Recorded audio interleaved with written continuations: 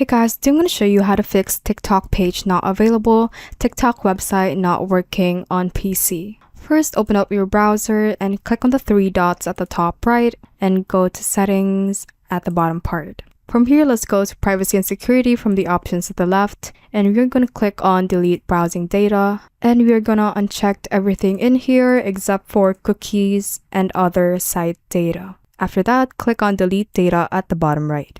And once you have done that, you can head back to TikTok.com and see if that solved your problem. If not, the next way is to search for CMD. Right click on it and run it as administrator. Click on yes, and we're going to type in the command ipconfig //flush DNS and hit enter. After that, another is netsh winsock reset and hit enter again. And after that, let's close this command prompt and we are going to search for network reset, select it, and you're going to click on reset now and click on yes. And after you have resetted it, restart your computer and try to open TikTok again. If that does not work, the next way is to search for Microsoft Store. Open this one and search for the TikTok app above. So type in TikTok and hit enter and select the TikTok app from here and click on get and install the TikTok app.